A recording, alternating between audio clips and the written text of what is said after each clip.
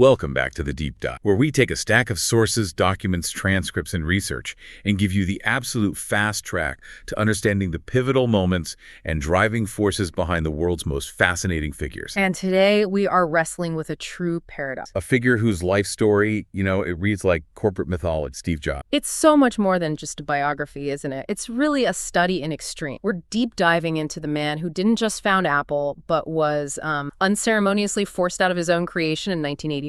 Right, and then spends 12 years in what you could only call corporate exile, during which he builds an animation giant with Pixar and, on the other hand, pilots a technological flop with NeXT, and then he performs the most stunning corporate rescue in history. He comes back in the late 90s, pulls Apple from what was, let's be honest, near certain bankruptcy. Oh, absolutely, and transforms it into the world's most valuable. The narrative arc is just insane. I mean, how do you go from being fired by the guy you personally hired to leading an empire that fundamentally changes, well, everything? Personal computing, film, music, mobile tech. And that's our mission for this deep dive. It's not just to list the achievements, it's to understand the engine that drove that relentless, uncompromising, and frankly, often painful pursuit of perfection. Our source material is phenomenal for this. A really comprehensive documentary transcript, rich in anecdote and detail. It covers his volatile early life, his struggles with identity, and those two very distinct tenures at Apple. And it forces you to confront that core paradox. How does one man embody both the design genius, who completely revolutionized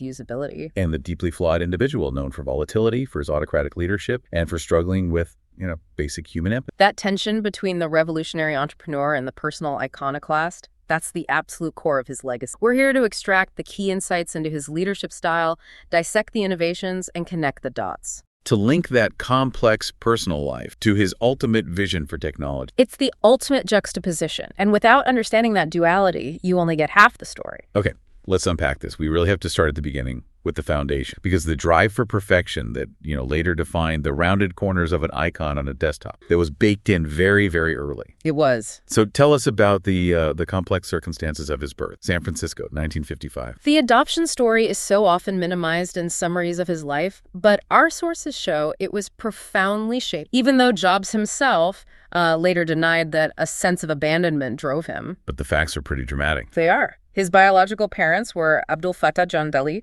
a Syrian political science graduate student, and Joanne Schabel, who is Catholic and of Swiss-German descent. The key issue wasn't the relationship itself, but the extreme disapproval from Joanne's family. Specifically her father. The pressure was intense. He threatened to disinherit her if she married Jandali. So she traveled discreetly to San Francisco to give birth and arrange a closed adoption. And this is where fate, or just sheer chance, intervened. The first couple, they were a wealthy lawyer couple, right? They were. Everything was arranged. But they backed out at the very last minute because they had specifically wanted a girl. Wow. And this left Jobs, a newborn boy, to be placed with Paul and Clara Jobs. Paul was a mechanic, a Coast Guard vet. Clara was of Armenian descent. They were, not the professionals his biological mother had originally hoped for. That must have been a huge shock for her. But she did something crucial before she signed the final papers. She did. She secured a pledge, a legally binding pledge that Paul and Clara Jobs would set aside a substantial savings account to fund his college education. So that commitment, that promise, became a guiding principle for the family's finances from day one. It's a remarkable detail. The future billionaire's path to an elite education was secured before he even left the hospital, all thanks to a mother he wouldn't know for decades. And the irony just deepened. It does, because Joanne's father died shortly after, and she eventually married Jandali anyway. They had a daughter, Mona, who would later become the novelist Mona Simpson. And Jobs would eventually reconnect with her, finding this profound connection late in life. This chaotic, demanding origin story really sets a precedent for a man who constantly sought to impose order on the world around him. So that's the personal drive, but what about his aesthetic sense? The design ethos. The family moved to Mountain View, California, which exposed him to the architectural vision of Joseph Eichler. And this is a direct critical link. Eichler wasn't building mansions. He was a developer specializing in mass-produced, post-war modern homes. But his philosophy was revolutionary for suburbia. Clean lines, simple design, integration with nature, and crucially, affordability. Jobs grew up in an Eichler house. So that clean and simple design philosophy, this idea of elegance and function over ornamentation, was permanently imprinted on him. It taught him that mass-market products could still embody high design, that good taste wasn't just for the rich. And his adoptive father, Paul, was dedicated to fixing and selling cars to fund that college account. But Paul's influence wasn't really about the mechanics of an engine. No, not at all. It was about the value of crafts. Paul was a mechanic, but he took pride in making right, even the parts you couldn't. He taught Steve basic mechanics, and they worked on small electronics projects together. And Steve preferred the electronics, but he absorbed Paul's obsession with hidden detail. Jobs later famously said that the inside of an Apple circuit board had to be beautiful, even though the user would never see. That standard came directly from Paul. Absolutely. The environment also mattered hugely. They were surrounded by engineers, defense contractors for Westinghouse, Lockheed Martin. This was the area that was rapidly becoming known as Silicon Valley. So technology wasn't some abstract concept. It was what the neighbors were talking about over the fence. Right. And this led to his challenging school years. He found Montaloma Elementary so profoundly boring that he just became a disruptor, a prank. Just to alleviate the boredom. And his parents' reaction to the school's complaints is so telling. It is. They didn't punish Steve. No, they blamed the school for failing to stimulate him, which must have reinforced in young Steve this idea that his unique needs were paramount and that systems should adapt to him, not the other way around. It took one teacher, Imogene Hill, in 4th grade, who saw his abilities. She knew how to motivate him, reportedly using candy and $5 bill as rewards for extra work. And he excelled so much, they proposed he skip 2 grades. A huge leap. His parents tempered that, though, settling on just skipping one, putting him into 7th grade. But that transition was rough. The middle school, Kittredge, was in a tough, gang-riddled neighborhood. So Jobs, already precocious and sensitive, threatened to quit school entirely. And his parents, showing that extraordinary commitment again, responded immediately. They moved 3 miles south to Los Altos, just so he could attend the better Cupertino. They put his educational needs above their own finances, their own convenience. It's hard to overstate how much that must have validated his belief in his own exceptionalism. And in Los Altos, the pieces really started clicking, and he started going to the HP Explorers Club, meeting and getting mesmerized by these massive desktop computers. Which leads to that legendary cold calling story. He needed parts for a frequency counter project, couldn't find. So what does a normal teenager do? Give up. Right. What does Steve Jobs do? He looked up the CEO, Bill Hewlett, in the telephone book and calls him directly at home. And Hewlett, amazingly, took the call, sourced the parts, and offered the 13-year-old a summer job on an assembly line. That anecdote is such a perfect distillation of his later personality. The audacity, demanding access to the highest authority, and just getting what he wanted. Absolutely. The job itself was mundane, but he used his breaks to talk to the engineers. He wasn't just assembling parts, he was networking, absorbing the corporate culture of one of Silicon Valley's giants. And that led directly to his most consequential early partner, Steve Wozniak. Wozni, 5 years older, the son of a rocket scientist, and possessed a kind of technical brilliance that Jobs innately lacked. But they bonded immediately over electronics, music, and that shared, mischievous anti-establishment streak. Their first public act together was that legendary graduation prank, where Wozniak built the mechanism to unfurl a banner with a hand flipping the middle finger. A perfect blend of high-tech ingenuity and low-brow rebellion. But the collaboration that truly mattered, that established their future dynamic, was the blue box. Wozniak read an article about phone freak using audio tones to manipulate the AT&T routing system to make free long-distance calls. And Wozniak, being the engineering purist, built a working device, first analog, then digital. He just thought it was cool. He was fascinated by the technology. They pulled pranks like that famous call to the Vatican pretending to be Henry Kissinger wanted to the Pope. For Woz, it was just fun. But Jobs immediately saw the commercial application. He saw a sellable product. And they sold about 100 of them. The cost to build was $40. They sold them for $150. Jobs handled the marketing and sales. Wozniak handled the engineering. This established their symbiotic relationship from the very start. Wozniak provides the pure technical genius, and Jobs provides the market vector and the profit engine. The sources emphasize this dynamic was set in stone from that moment. It only ended because a customer pulled a gun on suspecting a scam. A high-risk learning experience, but the template for Apple was now fully defined. This all transitions into his final formative phase before Apple, the spiritual and counterculture quest. After high school, he enrolled at at Reed College in Portland. An extremely expensive liberal arts school known for its intellectual and hippie community. He developed his interest in Zen Buddhism and strict vegetarianism there. But he dropped out after only 18 months. He felt immense guilt over wasting his parents' money, honoring that initial promise they'd made. Crucially, though, he didn't leave the campus. He stayed and audited classes he found most famously calligraphy, which later informed the Mac's superior typography and font design. It was the first computer to treat fonts as an artistic endeavor, not just a utility. He returned to California, took a technician job at Atari, where his eccentric hippie lifestyle meant he often worked the night shift alone. Then came the famous spiritual pilgrimage to India in 1974, seeking the guru Neem Karoli Baba. He contracts dysentery, a miserable experience, and arrives only to find the guru had died the previous year. So he comes back after 7 months with a shaved head, dressed in Indian robe, and starts meditating with the Zen master Kubun Chino Otago. This blend of Eastern aesthetic, tense personal focus, counterculture rebellion, all informed by the cold ambition learned in Mountain, was the final package that launched Apple. Okay, so that takes us right into 1975 and the official Apple Genesis. Jobs is back at Atari. Co-founder Nolan Bushnell tasks him with designing a game, Breakout. And this is where the old dynamic with Wozniak immediately resurfaces, but with a much sharper financial edge. Jobs knew Wozniak could do it faster and better. Wozniak finished the logic board design in 4 days, using only 45 chips. Jobs had secured a $5,000 bonus if the design used fewer than 50 chips. But he didn't tell Wozniak. He told him the base fee was $700.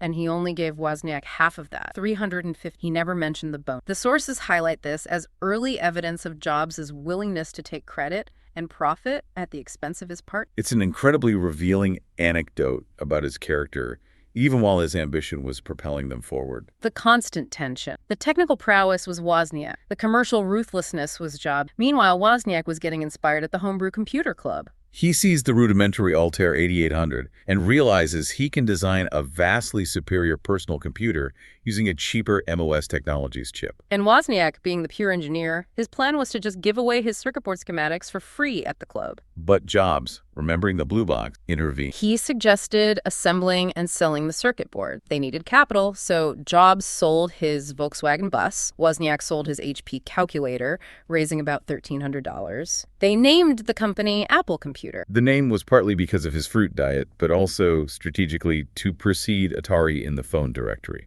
And there's a brief third partner, Ron Wayne, who had a 10% stake but withdrew in less than 2 weeks for $20. He was afraid of financial risk after a previous failed venture. A decision that cost him billions. The Apple I was born from a pivotal moment when Jobs went to Paul Terrell, the owner of the Byte Shop, to make a sale. Terrell didn't want schematics or boards. He wanted 50 fully assembled computers, offering $500. And that was the moment that forced them to become a full-fledged manufacturer. Jobs secured $15,000 of credit for parts based on that single order. They assembled the machines in his parents' garage, which is why that garage became so famous. Yeah. And the price. $666. The Apple I was a success, but the Apple II, which Wozniak developed next, was the genuine revolution. It had an integrated case and keyboard. It was truly consumer-ready. And crucially, Jobs engaged Rod Holt to design a switching power supply. This sounds like a minor technical detail, but it was absolutely key to the design aesthetic, wasn't it? Vital. Traditional power supplies were heavy, generated immense heat, and needed loud cooling fans. Holt's switching power supply was small, light, and generated minimal heat, which allowed the Apple II to be sleek, compact, and to operate silently. Jobs' design, vision clean, simple, quiet, was enabled by that engineering breakthrough. It reinforced his belief that design and engineering. So to scale up for the Apple II, they needed massive capital. This is when they professionalized the operation. After Atari's Nolan Bushnell, in one of history's great mistakes, refused to buy the rights. They found Mike Markula, a retired Intel marketing. Markula was the adult supervision. He provided a huge $250,000 line of credit and helped draft a serious business plan, predicting Apple would be a Fortune 500 company. This wasn't bravado. It was a plan. Markula mentored Jobs, imposing a rigorous marketing philosophy. Understand customer needs, focus ruthlessly on core products, maintain a professional presentation. This is when Regis McKenna designed the famous Bitten Apple. But despite the rapid professionalization, the internal turmoil started almost immediately. Mike Scott was brought in as CEO. Jobs was increasingly arrogant, volatile. Wozniak was put off by his rudeness. And the tension peaked when Jobs clashed so severely with the engineers on the Lisa project that he was sidelined to a non-executive chairman. But the financial triumph was undeniable. The IPO in December 1980. Shares rallied instantly, making Jobs' stake worth $256 million and creating 300 other millionaires. Yet even in this moment of collective triumph, Jobs' flaw showed up again. He adamantly refused to share stock options with Daniel Kotke, an early technician and friend. Wozniak, seeing the unfairness, distributed his own stock to Kotke. It just highlighted the profound difference in their character. This brings us to the most pivotal strategic insight of his early career, the GUI breakthrough. December 1979, Xerox invests $1 million in Apple, granting Jobs and his team a visit to their Palo Alto Research Center, PRRC.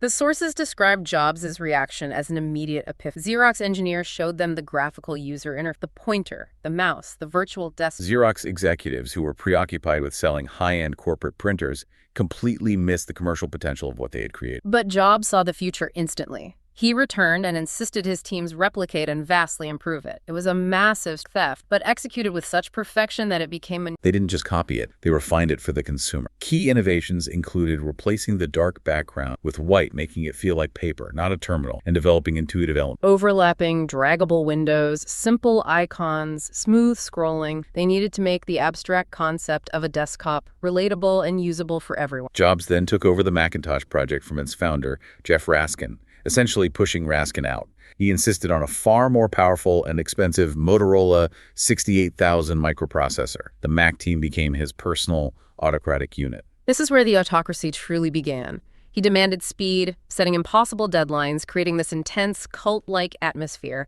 But the detailing... The final product had to be no bigger than a phone book. He famously insisted on using rectangles with rounded corners for all windows and dialog box, arguing it was softer and friendlier than sharp corners. This wasn't just aesthetic, it was psychological. And that obsession extended to typography. Drawing on his Reed College calligraphy class, he hired Susan Kerr, specifically, to design the original Mac fonts and icons, giving the machine a unique visual language. The Mac competed directly with the Lisa, and Jobs actively undermined the Lisa's launch in 1980. He refused any software compatibility between them, driven by his fundamental belief that hardware and software had to be designed as one integrated, seamless. The rivalry became toxic. To manage all this, he hired Pepsi executive John Sculley as CEO in May 1983, using that famous line, "Do you want to sell sugar water for the rest of your life? Or do you want to come with me and change?" Sculley bought the vision, but not all the detail. They immediately clashed over price. Jobs wanted the Mac at under $2,000. Sculley, wary of the immense marketing costs Jobs demanded, insisted on $2,495. Sculley prevailed, and that higher price point became a huge point of friction later. The 1984 launch was pure marketing theater. It set the template for every launch he would ever do. Ridley Scott's 1984 commercial positioned Apple as the rebellious upstart against the perceived dominance of IBM. And the onstage reveal was masterful. He didn't just talk about the Mac. He used text-to-speech software to have the Mac introduce itself to the audience. He had become the master showman. But the cracks appeared quickly. Initially, Bill Gates' Microsoft wrote Mac software. But by late 1983, Gates announced Windows, a GUI-based operating system for the far cheaper IBM PCs. Jobs viewed this as a direct personal betrayal. He accused Gates of stealing Apple's ideas, even though both had fundamentally borrowed the concept from Xerox PAR. More critically, Mac sales faltered through 1984. The machine was underpowered, the price was too high, and it had that overheating problem. The internal tensions just exploded. Wozniak resigned in February 1985. Frustrated that Jobs constantly dismissed the Apple II, which was still generating most of the company's revenue. And the relationship with Sculley collapsed shortly after. Jobs tried to stage a corporate coup to get Sculley removed. But the board sided with the experienced manager,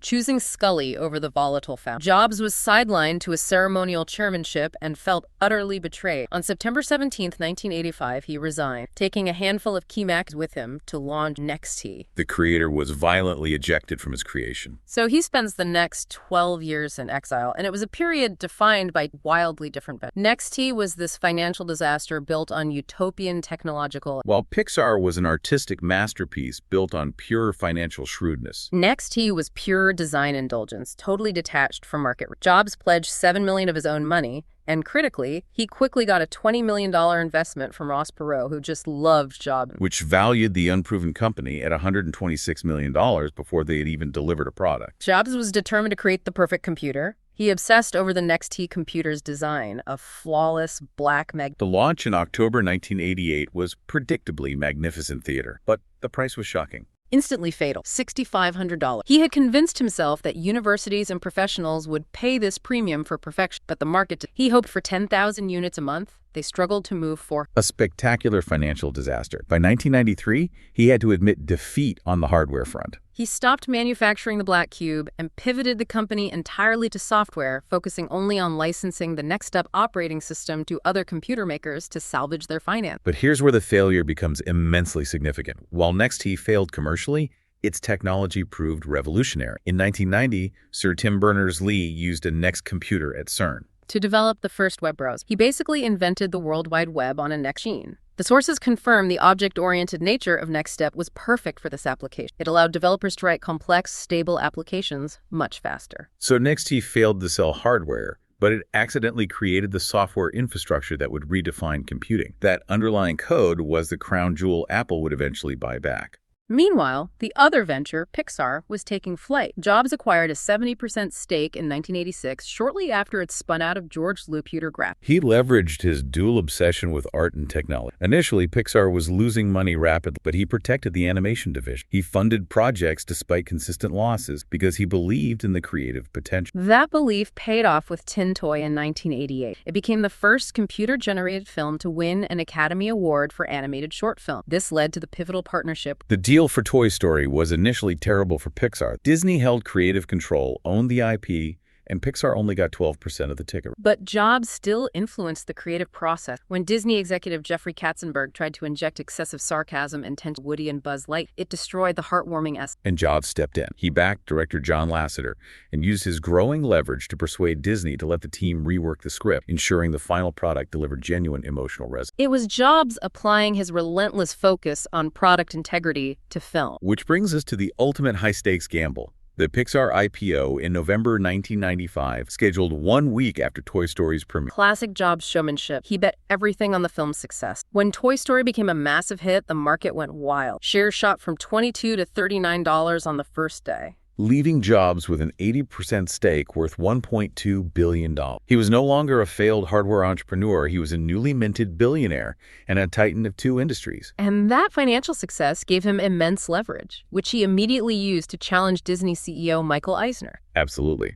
The success of Pixar allowed him to renegotiate, eventually getting a landmark deal with Bob Iger. The new agreement for 5 films over 10 years split costs and profits 50-50, and crucially, gave Pixar equal branding and IP rights. Pixar became Disney's equal partner, not just a service provider. Alongside all these corporate dramas, there was this profound period of personal reconciliation. His adoptive mother, Clara, died in 1986, and before her death, she shared the details of his adoption. He found his biological mother, Joanne Schiebel, who apologized, and that led to meeting his full sister, Mona Simpson, the novelist. They bonded instantly, becoming incredibly close friends. And there's that remarkable, almost unbelievable anecdote that Mona later uncovered. She tracked down their biological father, Abdul Fattah Jandali, who revealed he managed a Mediterranean restaurant near San Jose that was a popular spot for tech entrepreneurs. And he told Mona, entirely unaware of her identity, Steve Jobs was a frequent customer. Jobs was stunned. He realized he had been to the restaurant, had shaken his biological father's hand, and talked with him without ever knowing who he was. A moment of profound, painful connection and stuff. On the personal front, he finally found stability. He married Laureen Powell, a Stanford Business School student, in March 1991. They had 3 children.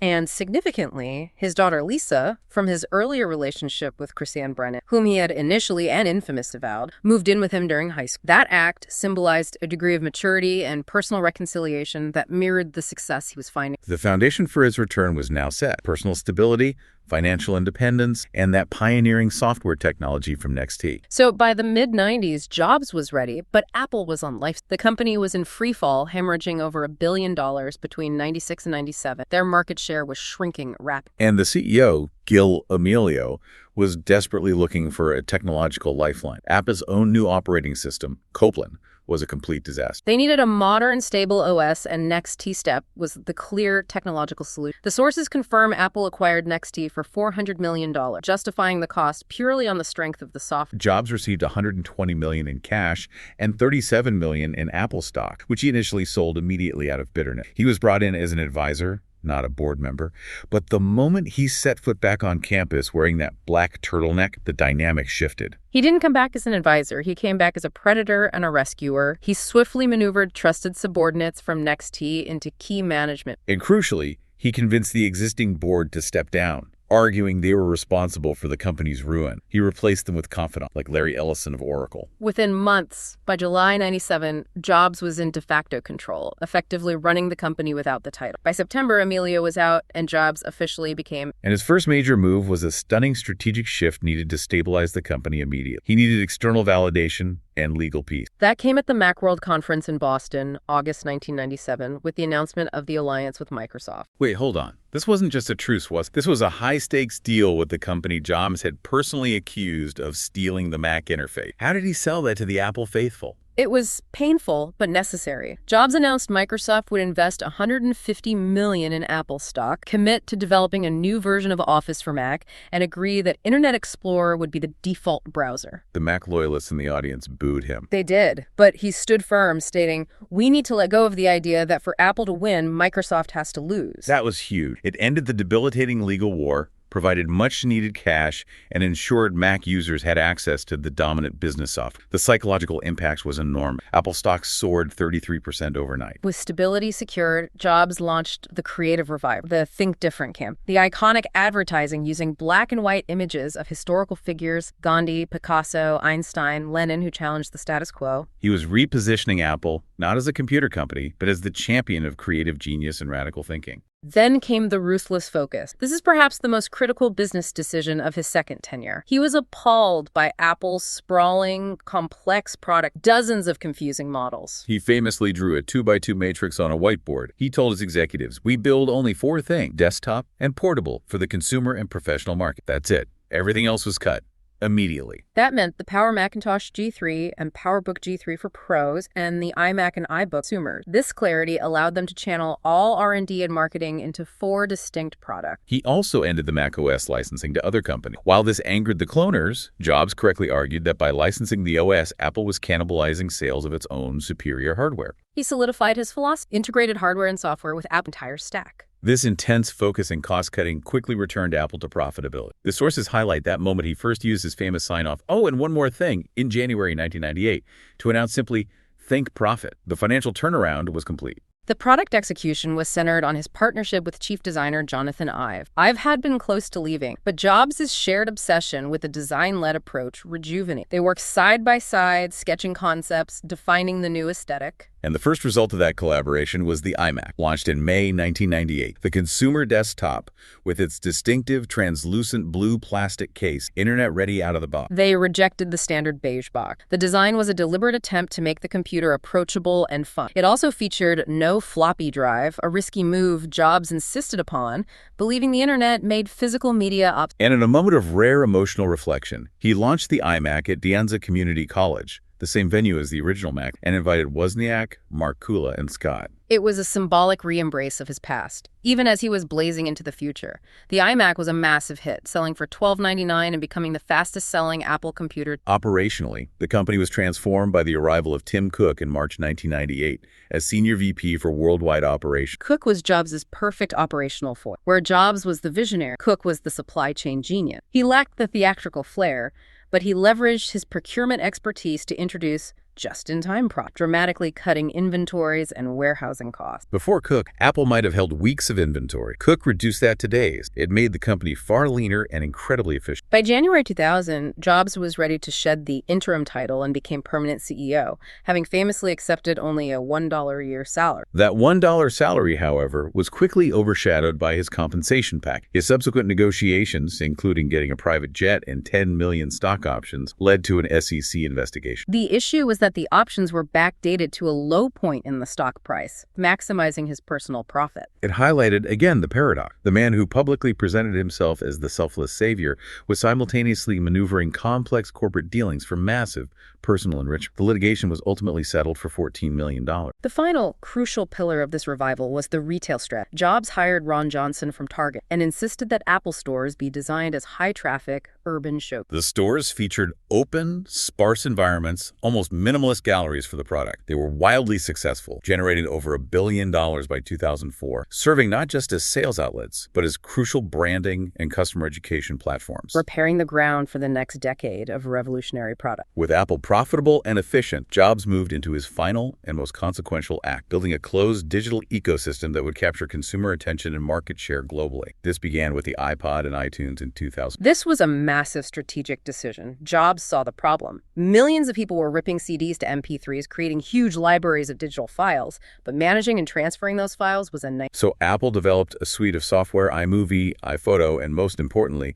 iTunes, to solve this. iTunes streamlined the process, initially serving as a fantastic reason to buy a Mac. The hardware component was the iPod, launched in November 2000. Tony Fadell led the development, solving the technical challenge by sourcing tiny 1.8-inch hard drives, enabling storage for 1,000 songs in a pocket-sized device. The design was classic Jobs' perfectionist. It's extremely simple, relying entirely on iTunes for complex management. Crucially, there was no on-off switch. The device was designed to just fade to... And the color, white. While rivals used utilitarian black, the iPod, its wires, and the signature earbuds were all a deliberate, audacious branding made the device instantly recognizable. It became a fashion statement as much as a gadget. Despite the high initial price of $399, it was an instant cultural phenomenon. The device was great, but the real revolution was the distribution, the iTunes store. Right. How did he convince the notoriously stubborn music industry to adopt it? That's the genius of his negotiation. Launched in April 2003, the store offered legal down 99 cents per track. The major record labels, because they were being decimated by piracy Napster, which offered zero payment to artists. So Jobs offered them stability and revenue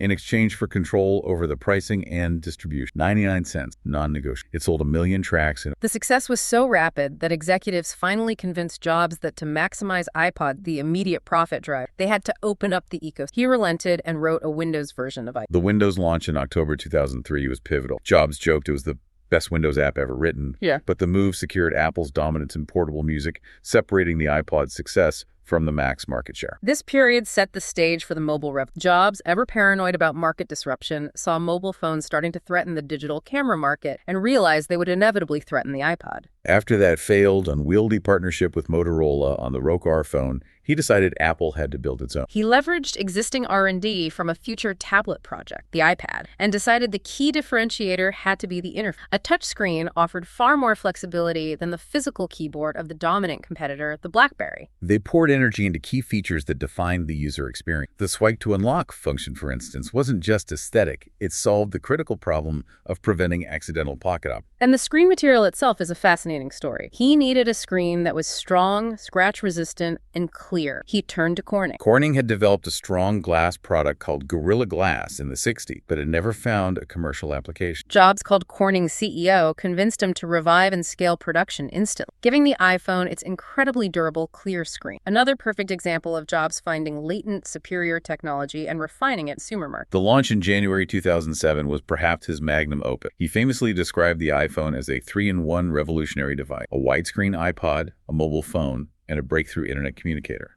The engineering quality and the design mastery were undeniable. Despite the $500 price point, people queued around the block. It sold purely on the strength of its seamless user experience. Initially, Jobs was notoriously reluctant to allow third-party apps, fearing it would fragment the experience and compromise security. He was eventually persuaded, and the App Store launched in July 2000. It exploded, becoming the crucial third pillar of the ecosystem, generating immense revenue for Apple by taking a 30% cut of everything. The iPhone became a platform, not just a product. That success immediately led to competition, most notably Google's Android. The tension here was personal and corporate, as Google CEO Eric Schmidt was on the Apple board when Android launched. Jobs viewed it as a direct personal betrayal, accelerating the deep professional and philosophical rift between the two companies. It ultimately led to years of contentious patent. And all of this incredible innovation was happening against a terrifying backdrop of his declining health, beginning in 2003. A routine scan in October 2003 detected a pancreatic tumor. And what's so contradictory, as the sources emphasize, is that Jobs, the man dedicated to technological precision and science, initially refused immediate, scientifically proven surgery. He opted for alternative remedies instead: diets, non-traditional treatments. A very strange decision. By the time he finally agreed to surgery in July 2004, under immense pressure from his family and friends, the cancer had already spread to his liver. Despite the health crisis, the product stream continued. The iPad, a project shelved for the iPhone, was launched in January 2010. It was presented as filling the gap between the iPhone and the laptop. It sold over 1 million units in the first month. They concurrently launched the iBook store to compete directly with Amazon Kindle, keeping the content ecosystem within Apple's control. His final years were a race against time. He grew visibly thinner, leading to constant stock volatility tied to health speculation. He underwent a liver transplant in March 2009. Yet he kept driving the business forward. He secured the Beatles' music license in 2010, a deeply personal victory. He unveiled the iPad 2 in March 2011, making the presentation even while on his third medical. He lived long enough to unveil iCloud, which centralized all Apple services, completing the ecosystem vision. In August 2011, shortly before his death, his great rival, Bill Gates, visited him in Palo Alto. A poignant moment. They spent hours discussing the core philosophical tension that defined Apple's vertical integration versus Microsoft's open horizontal model, two giants recognizing the scope of each other's impact. On August 24, 2011, he resigned as CEO, naming Tim Cook as his successor. On October 5, 2011, he died at the age of 56. Apple had become the world's most valuable company just 2 months prior. We should mention the final corporate maneuver related to his exile, the Pixar endgame. After falling out dramatically with Disney CEO Michael Eisner in 2002, Jobs refused to renew the film deal. The success of Finding Nemo in 2003 gave him immense leverage. The situation was resolved in 2005 when Bob Iger replaced Eisner. Iger was smart enough to recognize the value of Pixar's creative pipeline and acquire Pixar for $7.4 billion in stock, making Jobs Disney's largest individual shareholder. A fitting final triumph. It demonstrated that his design-first, profit-driven philosophy worked equally well in animation as it did in technology. So, after dissecting this entire dual life narrative, what does the legacy of Steve Jobs really mean for us? It's clear he was more than a founder, he was a revolutionary synthesizer. He took nascent technologies, Wozniak's board, Xerox's GUI, Corning's Gorilla Glass, and refined them with an obsessive drive, making them beautiful, simple, and hugely profitable for the mass market. If we connect this to the bigger picture, his success derived directly from the paradox that defined him. His visionary drive, his relentless focus on design and profitability was inextricably linked to his autocratic, uncompromising nature. He demanded perfection from products and loyalty, but his failure to reciprocate that loyalty or even basic empathy toward figures like Wozniak, Katke, or his daughter Lisa, that's the dark side of that same engine. He left Apple, built an empire in exile, and then returned to create the ultimate digital ecosystem. Music, phone, tablet, and cloud storage, all vertically integrated and seamlessly working together. This structure made Apple the world's most valuable company. But the central mystery, the one we have to keep considering, is exposed most sharply by his reaction to his own cancer diet. He dedicated his life to applying technological precision and control externally, making every product flawless and predictable. Yet, when faced with a biological reality, he rejected scientific intervention in favor of unconventional, often unproven alternatives. It raises a profound question. Did Jobs' intense drive for perfection and control, that defining characteristic of his business life, only apply to the technology? Did he fundamentally believe the rules of biology, the science he relied on to engineer products, did not apply to his own body? The final thought we leave you with is this. Jobs built a universe defined by seamless technological control. But when faced with the ultimate lack of control, his own mortality, where did the relentless human will finally find its limit? It's a paradox even the master of the digital ecosystem couldn't ultimately escape. That is a deep dive into genius and human contradiction. Thank you for joining us. We'll see you next.